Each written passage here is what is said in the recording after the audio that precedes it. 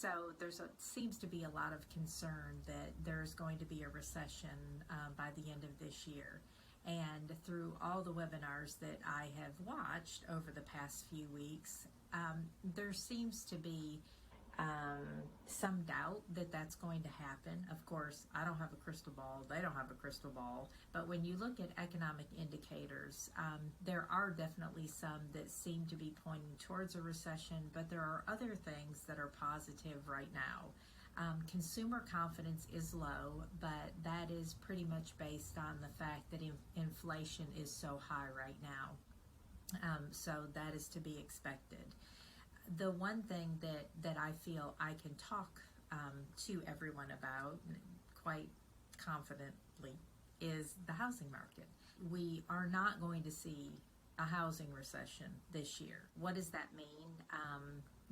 In basic terms, a housing recession is when housing prices fall and it turns back into a buyer's market, and that is in a really simple explanation.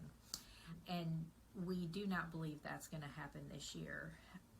We believe that housing prices are going to continue to go up, probably not at the pace that they were previously going up, but they are still going to continue to increase. We have such an influx of people coming to South Carolina that have cash coming from other states that are much more expensive than ours, and they're coming in and buying these houses with cash, not contingent upon appraisal, or even sometimes, if it is contingent upon appraisal, agreeing to pay X amount over that appraised value just to be able to get the house. So for our area, we are very healthy in our state right now. And this is the thing. You can listen to news reports and you can listen to, oh my God, the sky is falling. And, it probably partially is for some of the economic indicators that are showing we are headed to a recession. But we have so much demand for housing right now and so little supply that there would have to be a huge swing in the pendulum for that to change quickly.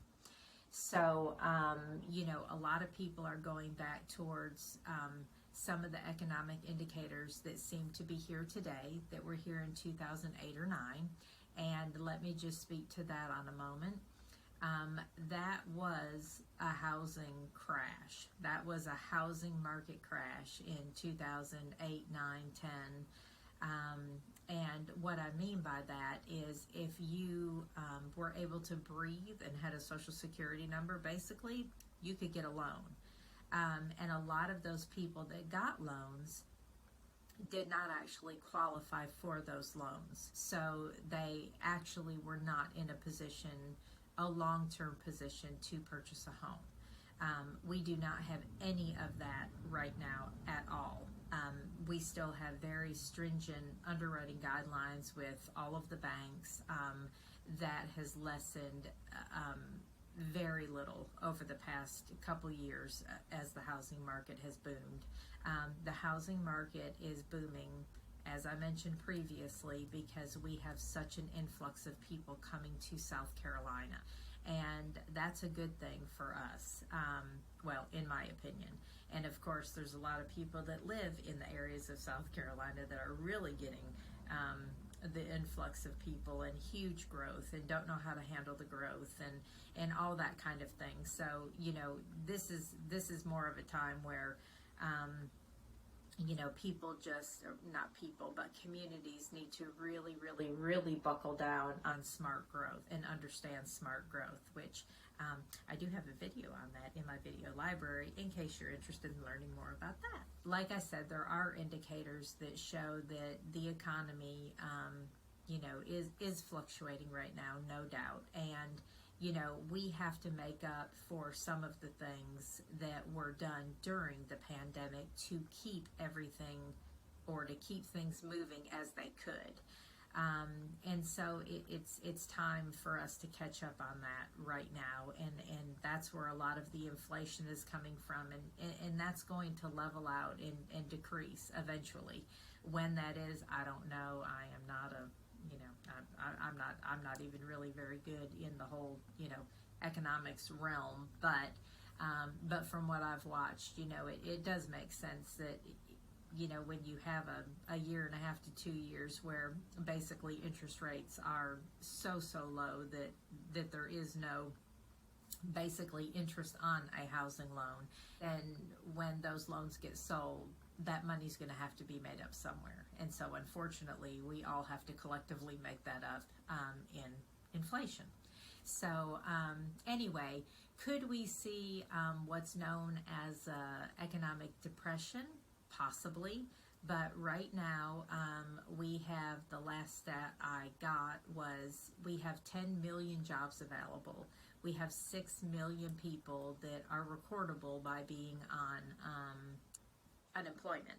And so there's still, 4 million jobs that are available, even if everybody on unemployment actually gets a job.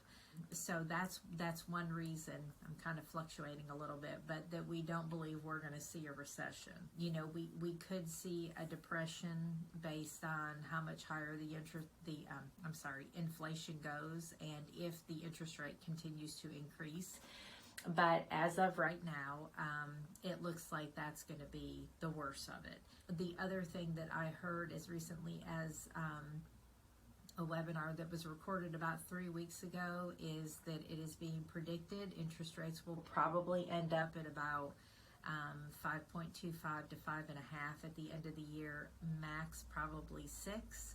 But there again, it's all going to depend on the inflation realm. When that starts to come down, then I think some of that will relax. So point being, if you are thinking about selling, we do need inventory. So you just go ahead and list that house, and of course, if we can be of any service for you to do that, we would absolutely love to help you. If you're thinking about moving to another state, we hope that you will consider South Carolina. We have a great array of small towns here, so if you're sick of the big city life and you just want to come to a smaller town, we can definitely accommodate that, and those towns need growth. So that's a double win for everybody. But anyway, if you are interested, you can watch my video on small towns and see if any of those might fit the bill that you're looking for. Thanks so much.